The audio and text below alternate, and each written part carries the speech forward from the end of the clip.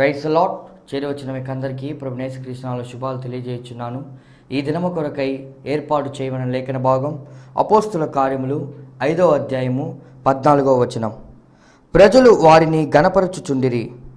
పురుషులను స్త్రీలను అనేకులు మరి ఎక్కువగా విశ్వాసులై ప్రభువు పక్షమున చేర్చబడిరి. ఆమేన్. దేవునికి స్తోత్రం. హల్లెలూయా, హల్లెలూయా. మన ప్రభువును ప్రియరక్షకుడైనటువంటి యేసుక్రీస్తు పరిశుద్ధమైన ప్రశస్తమైన దివ్యనామంలో ఆయన హెచ్చవలసి ఉన్నది. హీ మస్ట్ ఇంక్రీజ్ అనేటువంటి అనుదీన ఆత్మీయ కార్యక్రమ వీక్షకులైన ఆత్మీయ బంధువులైన మీ అందరికీ నా హృదయపు లోతులో నుంచి ప్రత్యేకమైన వందనాలు తెలియజేస్తున్నాను. మరొక పర్యాయం దేవుని సేవకునిగా దేవుని బిడ్డలైన మిమ్మల్ని కలుసుకోవడానికి దేవుడు నాకు ఇచ్చినటువంటి అవకాశాన్ని బట్టి నేను దేవుని స్తుతిస్తున్నాను. దేవుని సేవకులని దేవుని బిడ్డలని ఇలా రెండుగా విభజించాలని మీరు తప్పుగా అనుకోవద్దు. దేవుని సేవకులు అనబడిన వాళ్ళు ఉన్నారు, అదే సమయంలో దేవుని బిడ్డలు అనబడిన వాళ్ళు ఉన్నారు.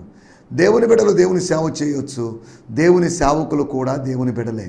మొదటి తెస్సలోనిక పత్రిక 1వ అధ్యాయము 9-10 వచనాల్లో రాయబడింది. మనము లేకపోతే తెస్సలోనిక పట్టణంలోని సంఘస్థులైనటువంటి వారు విగ్రహాలను విడిచిపెట్టేశారట. విగ్రహాలను విడిచిపెట్టి జీవము గల దేవుని వైపు తిరిగారట. అనగా మన దేవుని వైపు, అనగా యేసుక్రీస్తు వైపు తిరిగారు. నేను చదువుతున్నాను ఆ లేఖన భాగాల్ని. 9-10 కలిసి ఉన్నాయి. Page number 185. మీ యొద్ద మాకెట్టి ప్రవేశము కలిగెనో అక్కడి జనులు మమ్మను గూర్చి తెలియజెప్పుతున్నారు. మరియు మీరు ఓ సంఘస్థులారా విగ్రహములను విడిచిపెట్టి, మోగ విగ్రహాలను విడిచిపెట్టి, లేకపోతే మత సంబంధమైన విగ్రహాలను విడిచిపెట్టి జీవము గలవాడును సత్యవంతుడైన దేవునికి దాసులగుటకును. దేవుని యొక్క క్యారెక్టర్స్ రెండు రాయబడ్డాయి. జీవము కలిగిన వాడు, సత్యవంతుడు లేకపోతే యథార్థవంతుడు.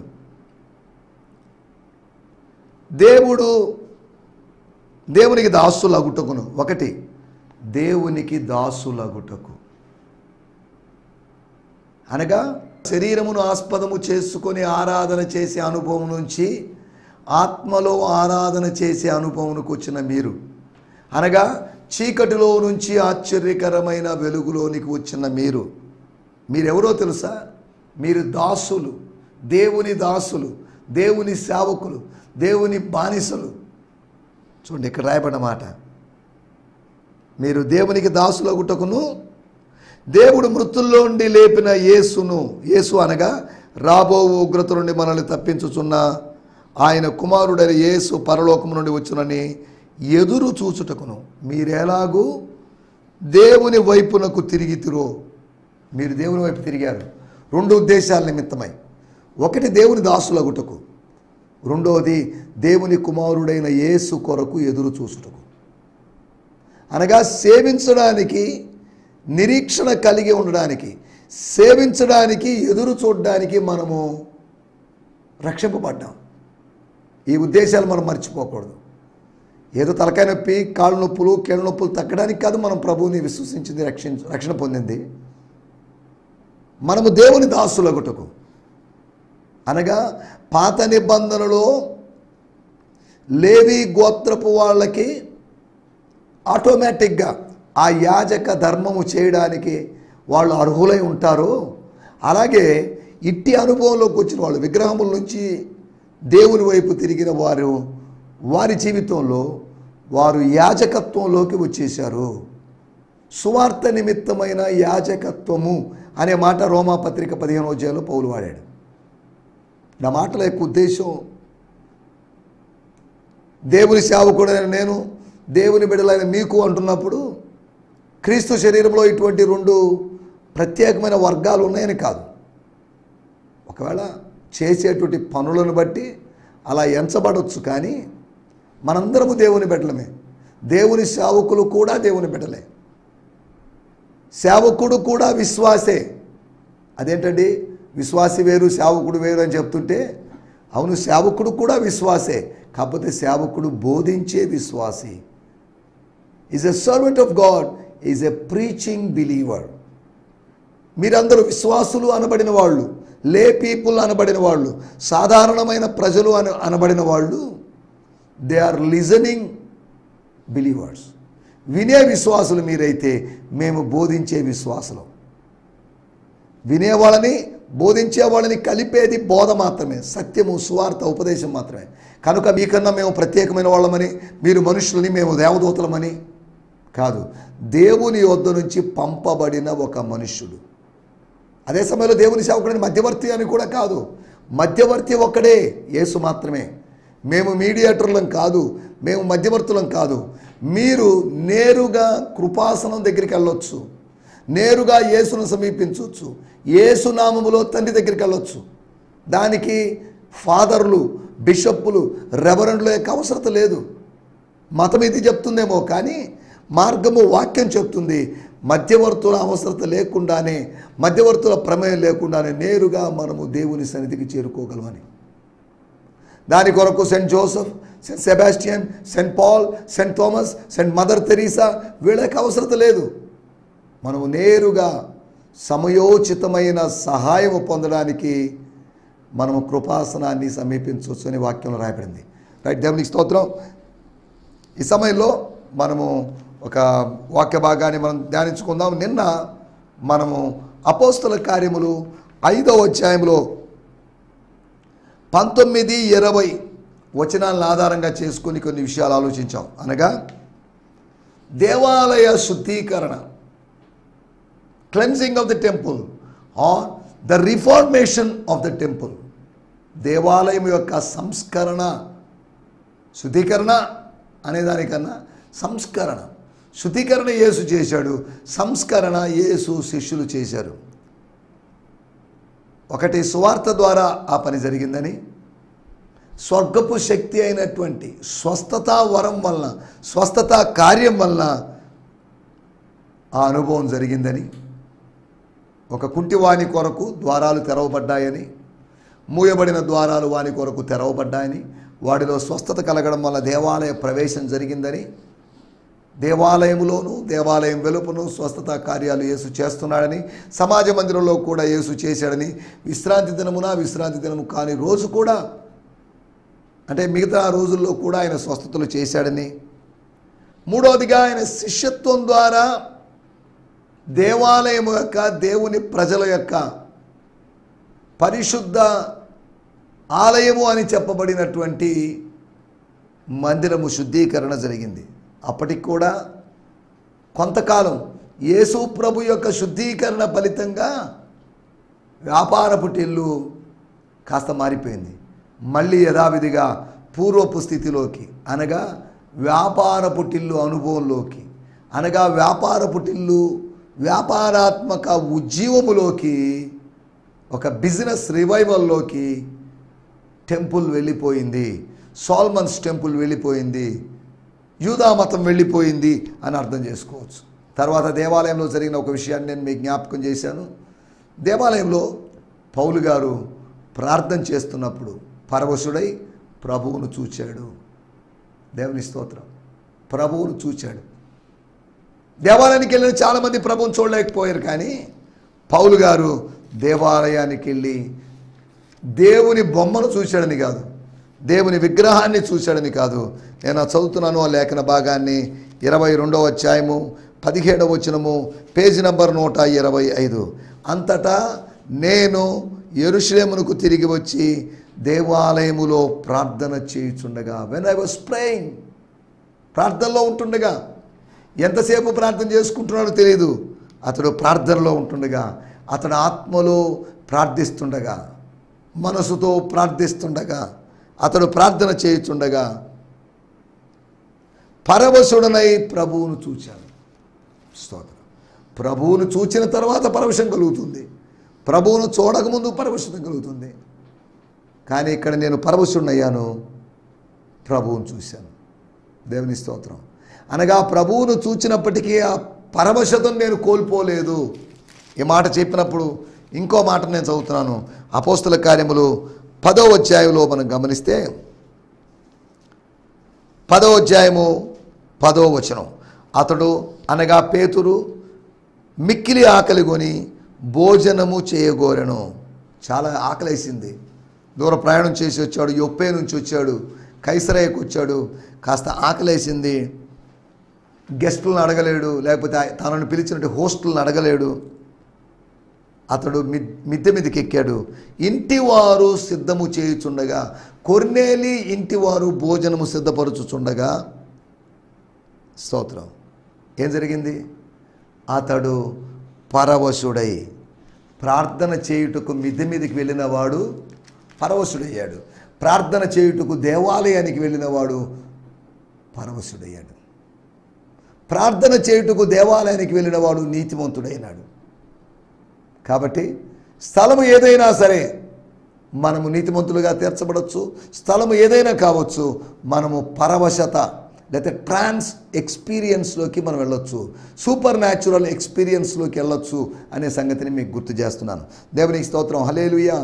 కాబట్టి గత ఎపిసోడ్లో సువార్త ద్వారా, సూచక్రియ ద్వారా, శిష్యత్వం ద్వారా, లేకపోతే స్వస్థత ద్వారా, లేకపోతే శిష్యత్వం ద్వారా, స్వర్గపు దర్శనము ద్వారా ఒక రిఫార్మేషన్ దేవుడు 4 విధాలుగా ఆ యూదా మతంలో, యూదా మత సాంప్రదాయాల్లో, యూదా మత వ్యవస్థలో నూతనంగా ఆవిర్భవించినటువంటి అపోస్టలిక్ మూమెంట్ ద్వారా దేవుడు జరిగించినటువంటి 4 కార్యాల గురించి మనం మాట్లాడుకున్నాం.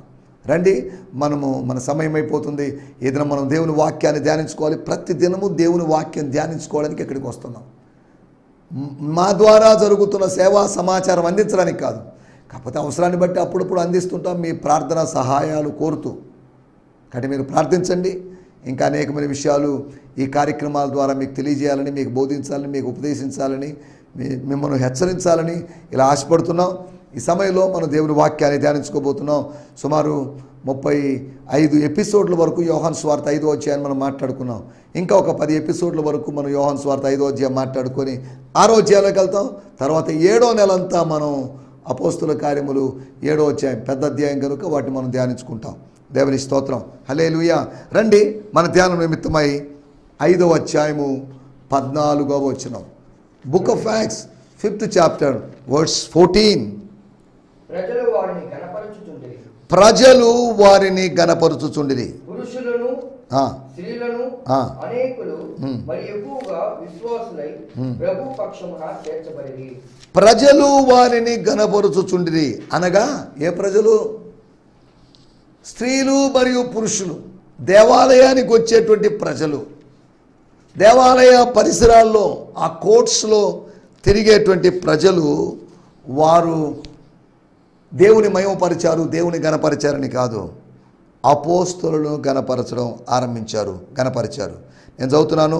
కంటిన్యూయర్లీ more and more people believed in the Lord were added to their number.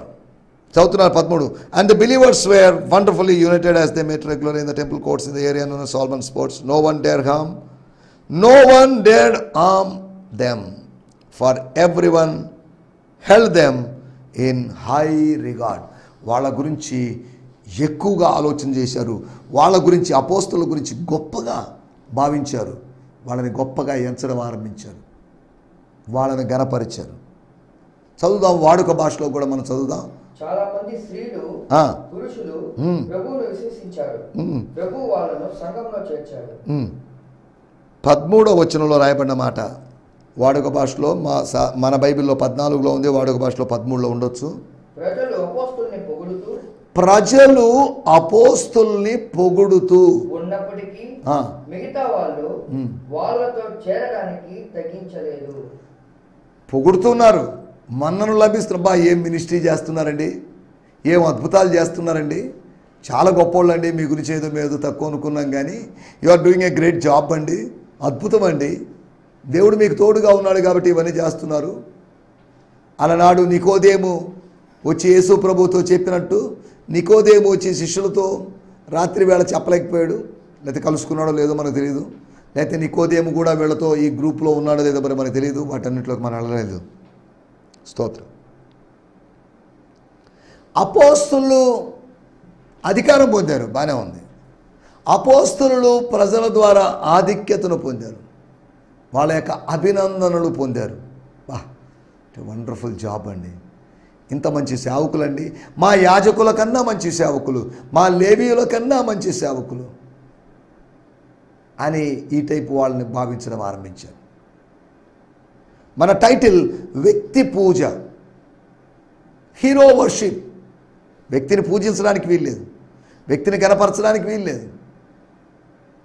దేవుడు గణపరుస్తాడు, తనను పూజించే వ్యక్తిని, తనను గణపరుచువారిని ఆయన గణపరుస్తాడు. నన్ను గణపరుచువారిని నేను గణపరుస్తాను అని దేవుడు సమూయేలు గ్రంథంలో చెప్పాడు. ఏలీ, నీ కుమారులను నువ్వు గణపరుచుకుంటున్నావు, నన్ను గణపరచడం లేదు. కానీ నువ్వు గుర్తుపెట్టుకోవాల్సిన విషయం, నువ్వు నీ కుమారులను కాదు, నన్ను గణపరిస్తే నేను నిన్ను గణపరుస్తాను.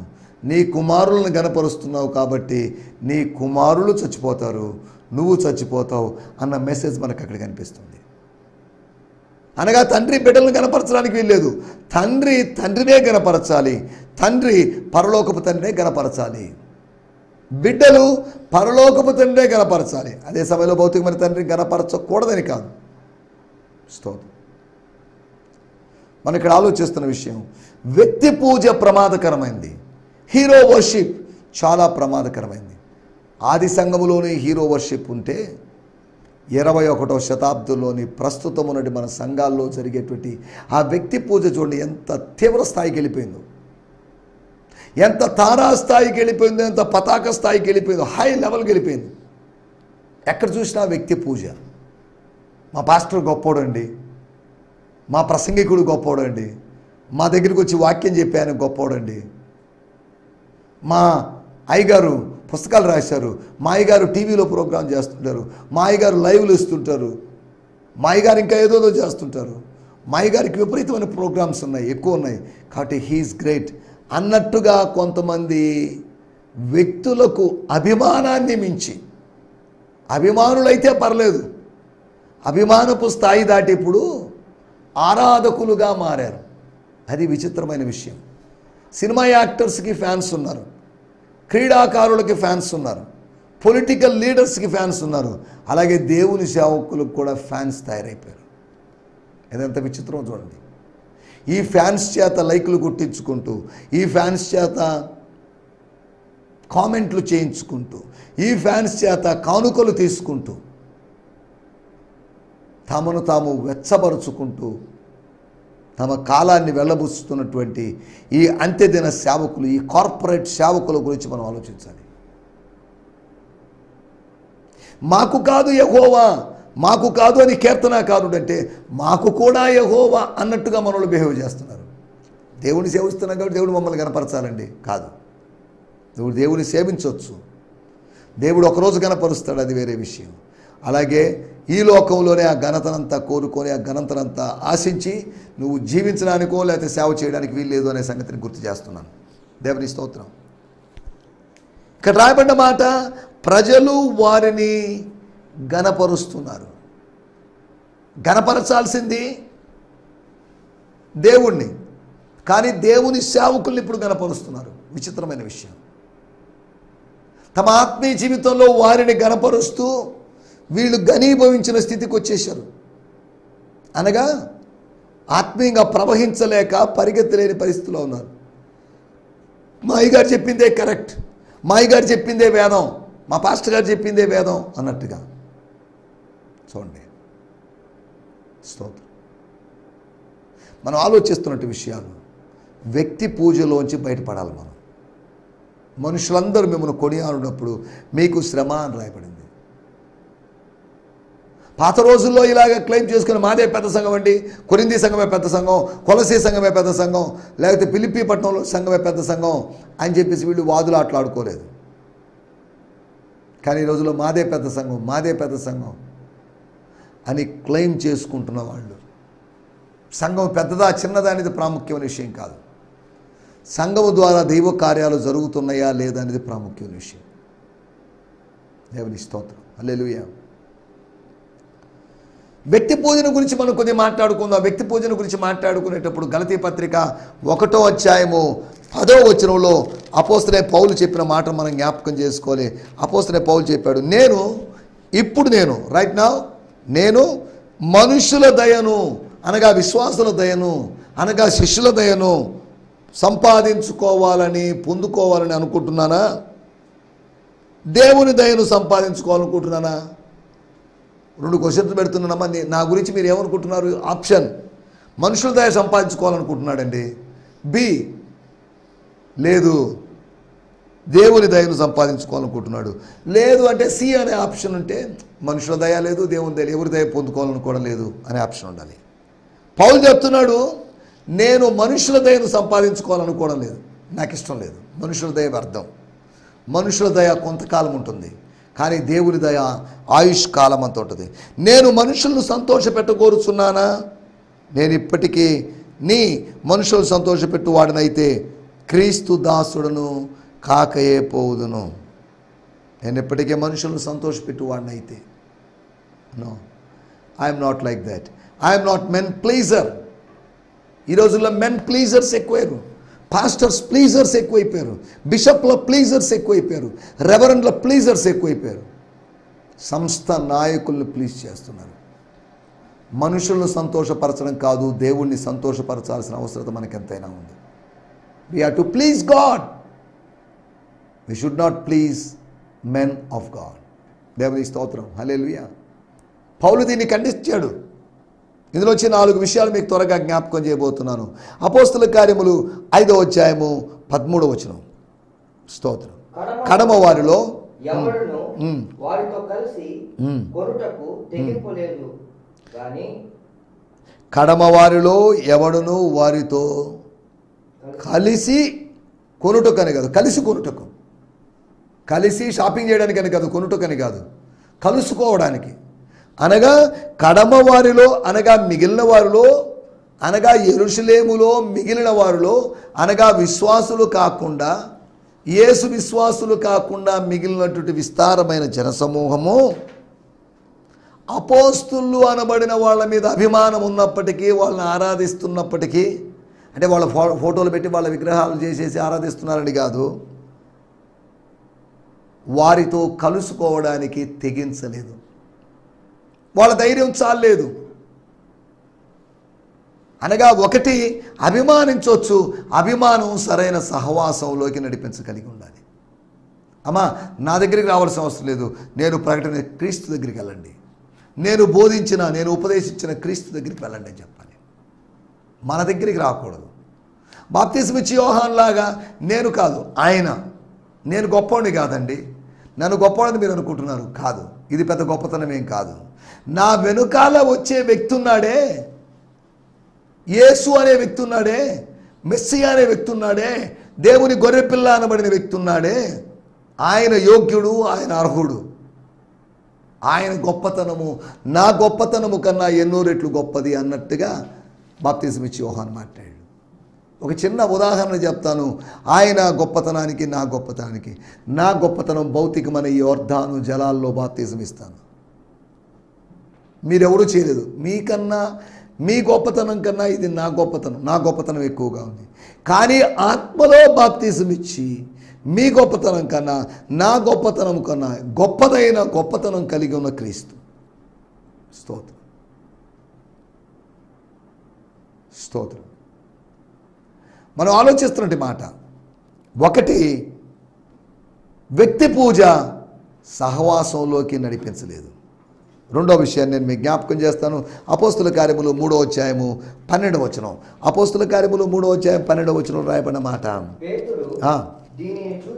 దీనిని చూచి జనులు గుంపులుగా వస్తూ పెంతెకోస్తు రోజు పండగ రోజు వచ్చినట్టుగా వస్తున్నట్లుంటే, పరిగెత్తుకొని వస్తున్నట్లుంటే, దీన్ని చూచి లేదా దీని విషయమై ఆయన ఏమంటున్నాడు చూడండి, ప్రజలతో ఇట్లా, నేను మీరు వీని విషయమై ఎందుకు ఆశ్చర్యపడుచున్నారు? మా సొంత శక్తి చేతను, మా సొంత భక్తి చేతనైనట్టు నడవను వీడికి బలం ఇచ్చినట్లుగా. స్తోత్రం, స్తోత్రం. మీరెందుకు మా తట్టు, అసలు మీరు ఎందుకంటే మమ్మల్ని చూస్తున్నారు? మమ్మల్ని చూడొద్దు. మాలో ఉన్న క్రీస్తును చూడండి, మేము ప్రకటిస్తున్న క్రీస్తును చూడండి, మమ్మల్ని చూడొద్దు. మమ్మల్ని చూడండి, మేము కోట్ వేసుకున్నాం, సూట్ వేసుకున్నాం, అదే అలా ఉన్నాం, ఇలా ఉన్నాం, మా బాడీ లాంగ్వేజ్ ఇలా ఉంది అన్నట్టుగా మమ్మల్ని చూడండి అన్నట్టుగా ఆధునిక సేవకులు మాట్లాడితే పేతురు యోహాను చెప్పారు, don't look unto us, మాదేమి లేదు ఇందులో, మేము నిమిత్త మాత్రం, మేము చేసిందేం లేదు, స్వస్థత మేము చేసింది కాదు, స్వస్థత ఆయనే కలిగించాడు. స్తోత్రం.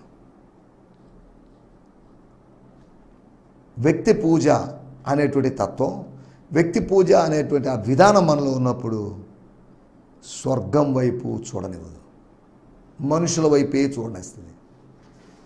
స్వర్గం వైపు చూడనివ్వదు వ్యక్తి పూజ. వ్యక్తి పూజ ప్రమాదకరమైంది, 4 విధాలుగా ప్రమాదకరమైంది.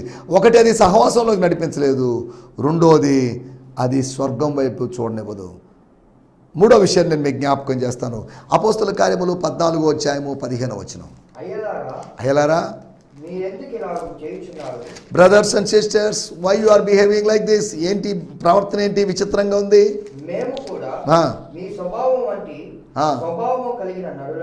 మేము దేవదూతలం కాదు, మేమేదో గొప్పవాళ్ళం కాదు, మేము ఏలియన్స్ కాదు, లేదా గ్రహాంతర జీవులం కాదు, మేము మీ వంటి నరులమే, మీ స్వభావం వంటి స్వభావము కలవారమే. ఏలియా మన వంటి స్వభావము కలిగిన వాడే, మేము మీ వంటి స్వభావం కలిగిన వారమే. మీరు ఈ వ్యర్థమైన వాటిని విడిచిపెట్టి ఆకాశమును, భూమిని, సముద్రమును, వాటిలో ఉండు సమస్తమును సృజించిన జీవము గల దేవుని వైపు తిరగవలెనని మీకు సువార్త ప్రకటిస్తున్నాం. ఇటువంటి పిచ్చి పనులు చేయొద్దు అని చెప్తున్నాడు. అనగా సత్యాన్ని గ్రహింపనివ్వదు వ్యక్తి పూజ. వాళ్ళు సాధారణమైన వ్యక్తులని భావించక దైవాంశ సంభూతులు అన్నట్టుగా చేసి వాళ్ళకి సన్మానం చేయబోయారు. 4వ విషయం నేను చెప్పి ముగిస్తాను. 1 కొరింథీ పత్రిక 3వ అధ్యాయము 5, 6 వచనాల్లో అపోస్తలుడైన పౌలు చెప్పిన మాట, పౌలు ఎవడు, అపోలో ఎవడు, లేకపోతే ఏంటిదంతా, వాట్ ఈస్ దిస్, ఈ గ్రూపిజం ఏంటి అని మాట్లాడుతున్నాడు. చాలండి, మేము వీఆర్ జస్ట్ సర్వెంట్స్. ఒకడు నాటాడు, నేను నాటాను, అపోలో నీళ్లు పోశాడు, కానీ వృద్ధి కలుగు చేసింది దేవుడే. దేవుడు ముఖ్యం, సేవకులు ముఖ్యం కాదు అని చెప్తున్నాడు. 4వ విషయము, వాళ్ళని గురించి సరైనటువంటి అంచనా వేయనివ్వదు వ్యక్తి పూజ అనేటువంటి తత్వం. వ్యక్తి పూజను గురించి 4 విషయాలు మనం మాట్లాడుకున్నాం. వ్యక్తి పూజ నుంచి బయటకు వచ్చి ప్రభు పాద పూజ, ప్రభు ఆరాధన చేస్తూ ముందుకు వెళ్ళడానికి ప్రభు మనకు సహాయం చేయనుగాక. ఆమేన్. హల్లెలూయా, హల్లెలూయా. మీ అందరికీ ఈ సందేశము మీకు ఆశీర్వాదకరంగా ఉందని నమ్ముచున్నాము. ప్రార్థన అవసరతల కొరకు మమ్మల్ని సంప్రదించవలసిన మా చిరునామా గిద్యోన్ మిషన్ చర్చ్, 6వ వీధి, శాంతినగర్, నెల్లూరు 4, ఆంధ్రప్రదేశ్. పిన్ 524004. మా ఫోన్ నంబర్లు 7036443613 మరి ఒక నంబర్ 9392293010. మా ఈమెయిల్ ఐడి gfihmi2015@gmail.com. దేవుడు మిమ్మును ఆశీర్వదించునుగాక. ఆమేన్.